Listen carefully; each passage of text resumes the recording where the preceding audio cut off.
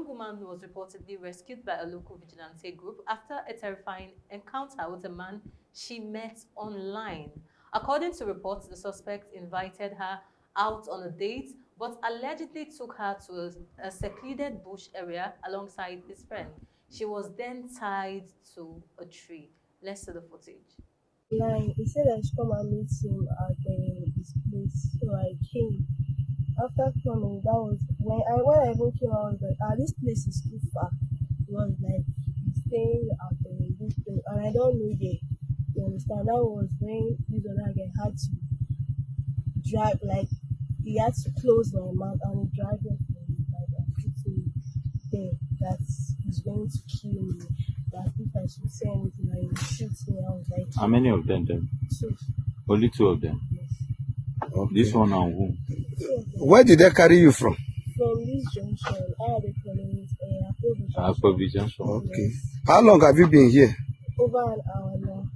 Okay. Before 7 o'clock. Did they collect anything from you? Yes, my phone, and they also transferred money from How much they transfer? 100,000. Did they rape you? No. They never rape you. No. Now what they said they won't go buy for you. Where did they tell you that they are going to?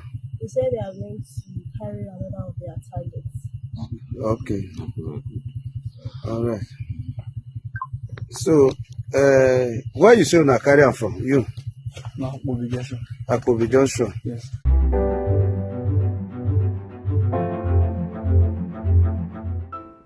Welcome back. If you are just joining, it's Trending O'Clock. This is where we'll talk about all the trending gist on the internet and, of course, give our opinions about them. I am Messi Erabo.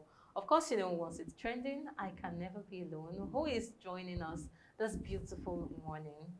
The beautiful and gorgeous MK. Thank you. Of course, it's a beautiful morning on another beautiful edition of With a Trending. beautiful weather.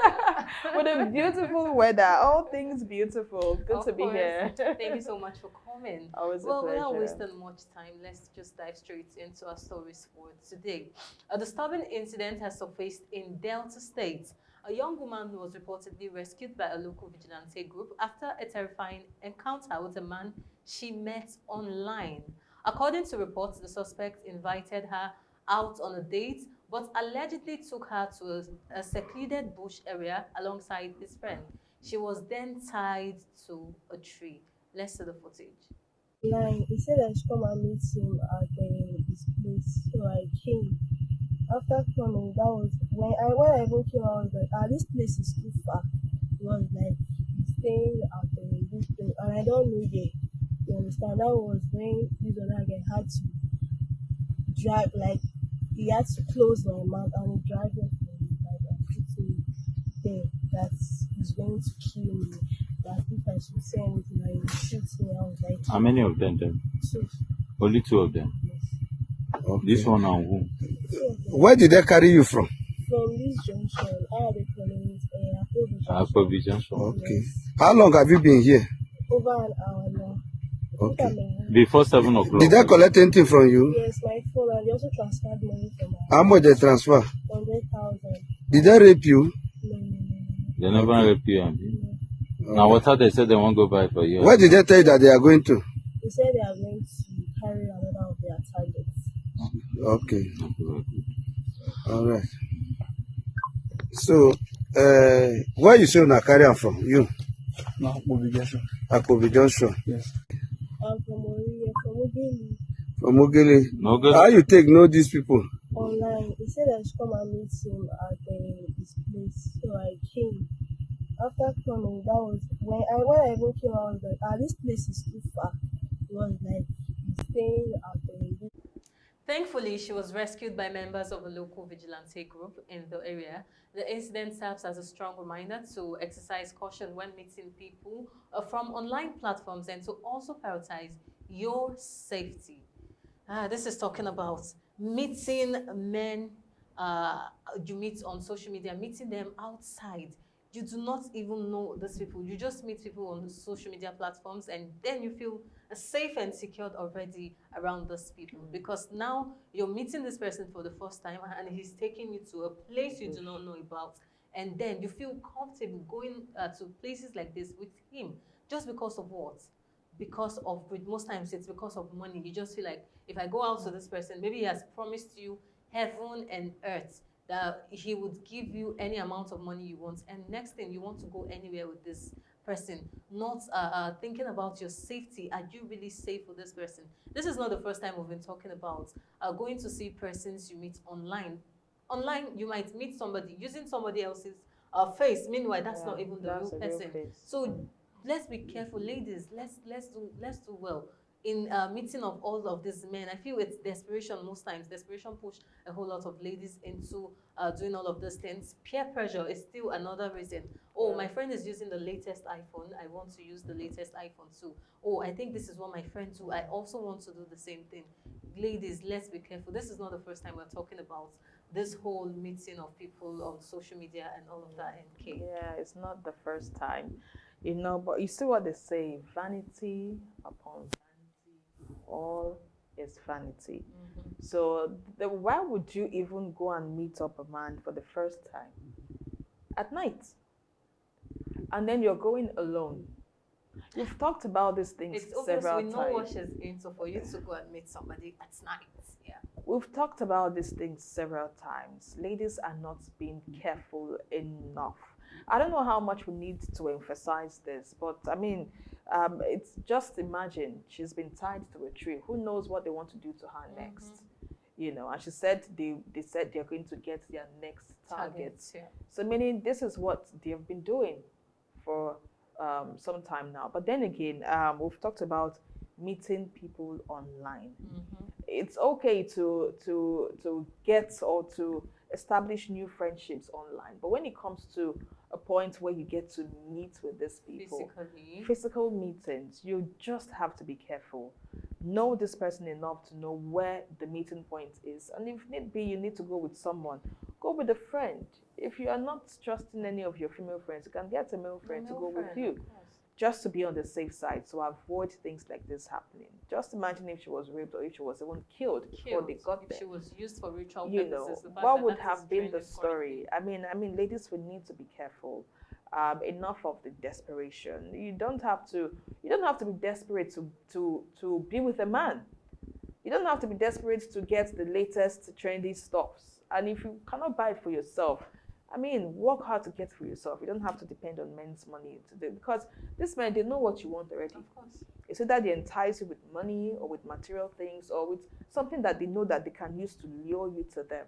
And you see these girls, they don't mind.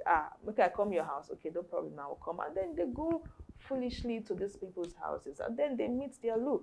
But then again, I think we should be careful, and I think this is a time that we need to actually regulate social media, because a lot has been done, a lot of harm, I would say, has been done through social media. While we also know that there are a lot of good things that has happened through social media as well, but there's a lot of harm that has been occurring on social media. Just recently, I think in America, you know, Meta, that's Mark Zuckerberg, was called out, you know, to defend the case of a minor, you know,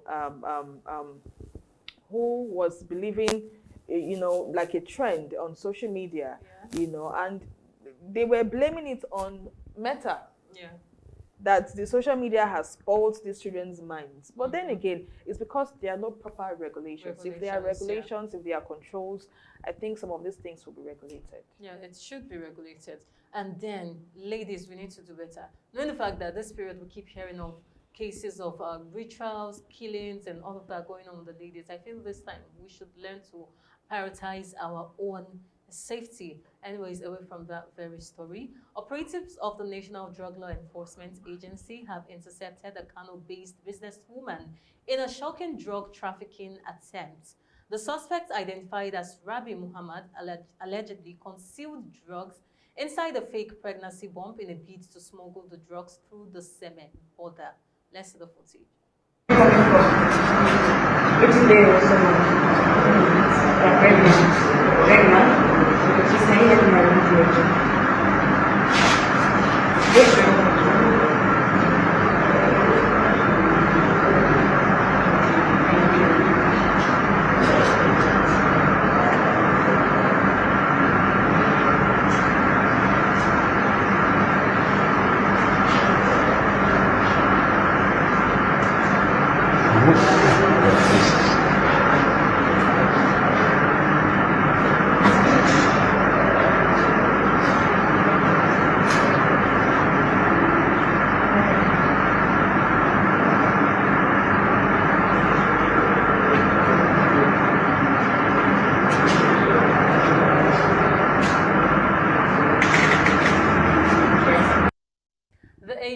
has since taken the suspect into custody as investigations continue.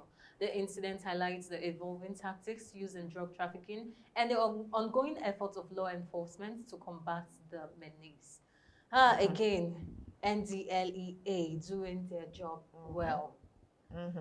Like, one would just feel like this woman is pregnant. Like, when I saw it, I was like, why are you harassing this woman? That was what I just felt in my head. Like, this woman is pregnant for real. Why are you harassing her? Until when we started seeing all of this whole stuff. Like, these people are becoming creative day by day. She just thought of, what's the best way to go about this? Let me act pregnant. And you know one thing, if you go to public spaces as a pregnant woman, people tend to prioritize you. Yes, prioritize you, even when things are being difficult for other persons. So maybe she just felt like, when I'm pregnant, it will be very easy to just go through. Nobody would want to stop her. They would just feel like, oh, she's heavily pregnant. Let's just let her go. I beg, go with your wahala. But sadly, these people noticed, and then this is it. These people are being creative every day. I mean, things they happen, my sister. We see different things. If we are making good use of this, our creativity in this country, turning it in the right direction, things will be getting better. You know, but these people that do this drug trafficking, they fail to understand that once you go through that scanning machine, whatever you are putting on, that machine can even see up to your skeleton. So there is no way you would have. I remember there was a time I was traveling out of the country, and then I had some drinks that I had wrapped inside my clothes in my box. When that box went through that, and they don't allow you to carry drinks on the airplane. When that box went through that machine, they saw it, and they told me to open the box. They opened and they were searching there. They eventually got those drinks out of my box. And I'm like, Oma, this thing you cannot hide.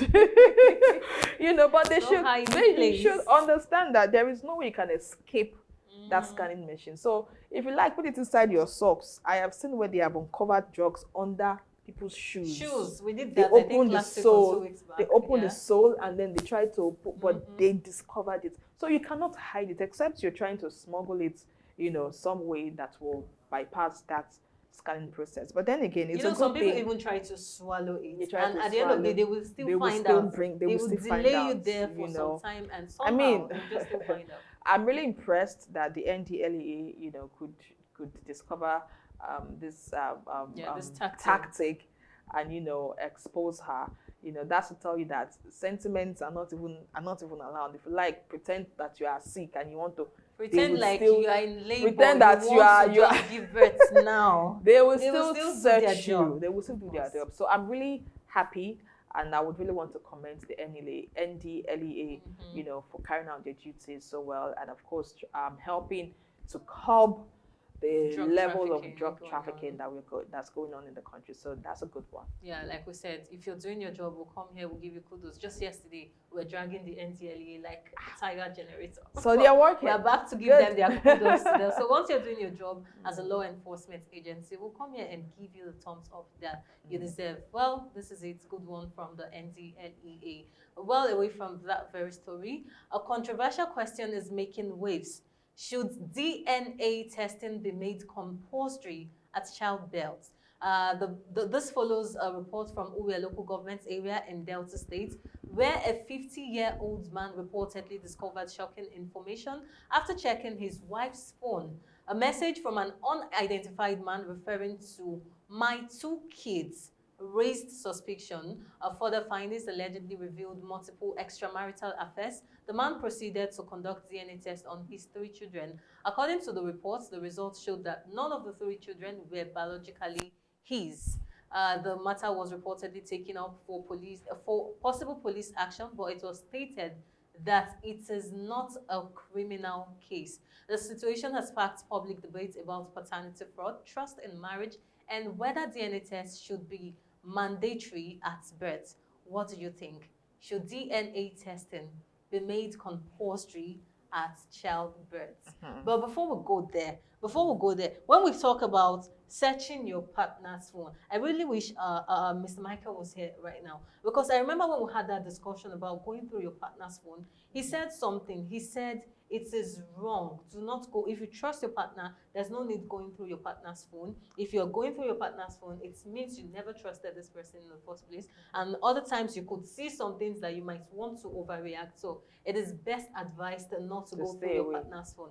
But now this is a man going through the wife's phone, and now he has seen this. Just imagine he had not even gone through that phone. Maybe he would be raising kids, someone else's kids, knowing fully well that even the father is aware that he's the owner of the kids, because he is saying that's the real father of the children. Because referring to them as my kids, he obviously knows that he's the owner of those kids.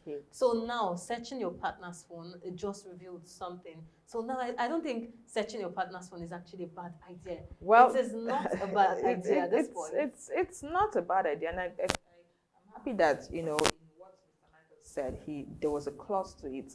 If you trust your partner enough. So a case where there is distrust, there are a lot of suspicions, there are a lot of speculations. You just want to satisfy your conscience and your curiosity, and then you want to check the phone.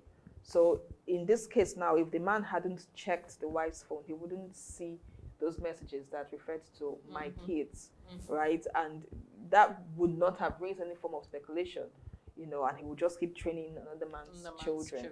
But then again, these are the issues. In marriages, people keep saying these things. I mean, there are no privacy in marriage.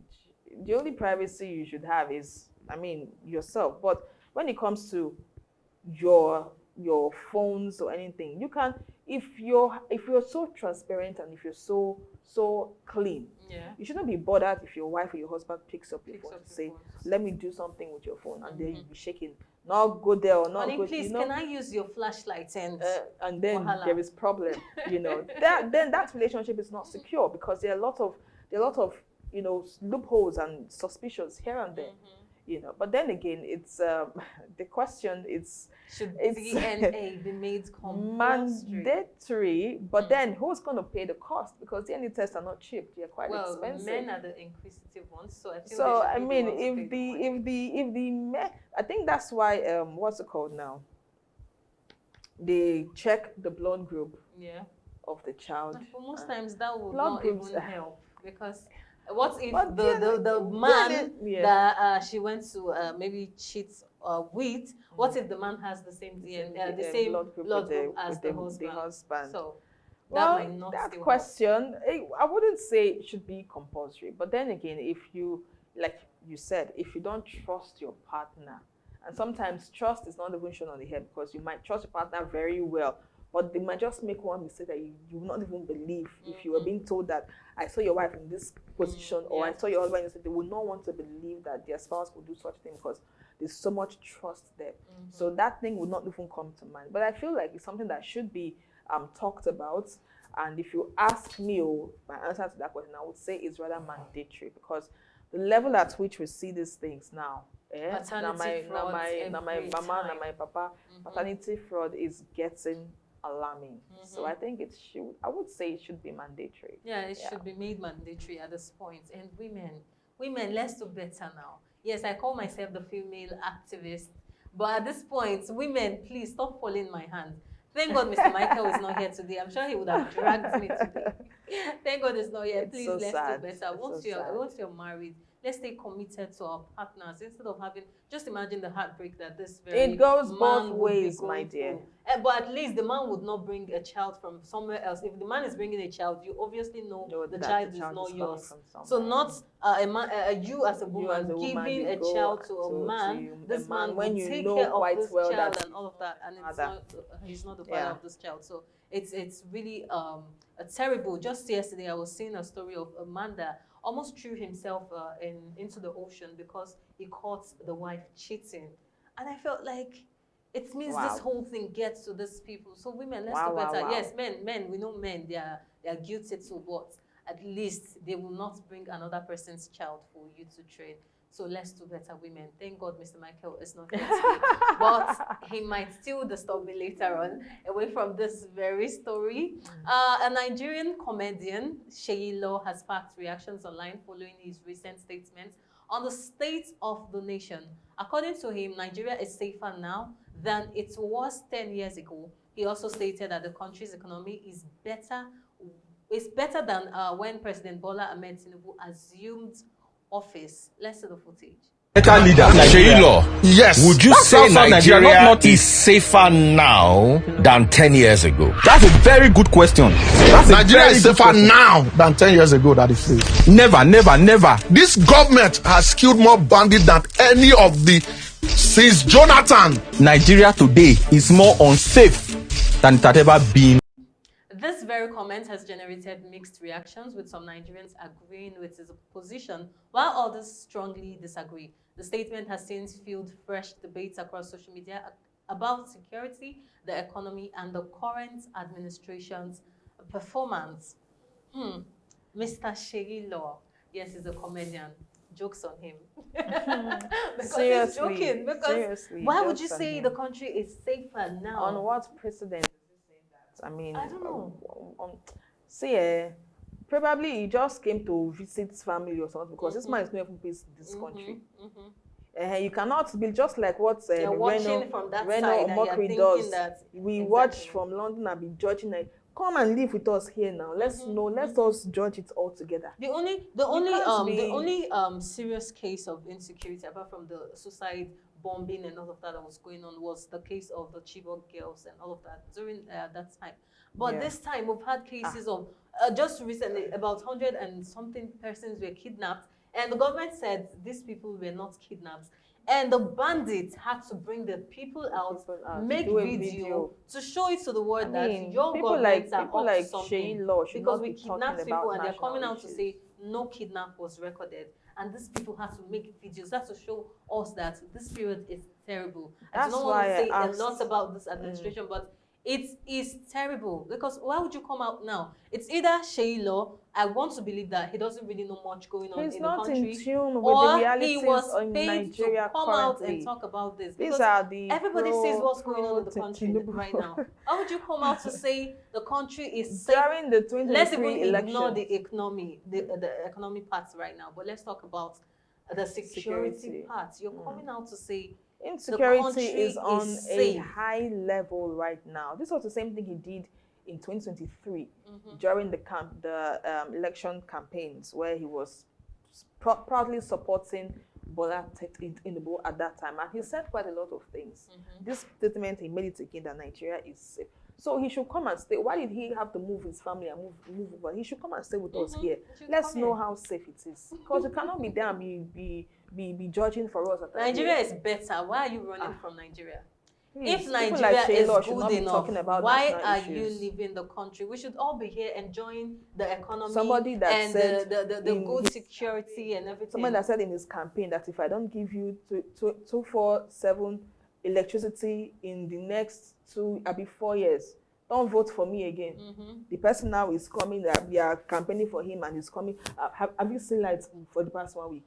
Because it's very terrible. We don't need to talk too much, so it doesn't look like we're backlashing the administration. But Seyi Law, please, if you know the country is safe, if you know the economy is back good, to Nigeria. please relocate. Let's enjoy the goodness of this country together. Let's not all go about getting greener pastures outside the country. Let's all enjoy. The country is very good for all of us. Yes, it's good for us. You can see we're shining. Yes, so it will also be bring good your for family you. back. Let's enjoy it together. Anyways, we've had really interesting stories here today, and all thanks to NK for making it super interesting and exciting for us. Thank you so much. Thank Always you so much for your time. Always. Well, you know, you can always be part of our discussions by dropping your comments in the comment section of all our social media platforms, on Facebook, on YouTube, on Instagram at Atlantic Media and TV. This is where I have to tell you that I will see you for another super exciting edition, same time tomorrow. I remain Mercy Erabo. Have a blessed day.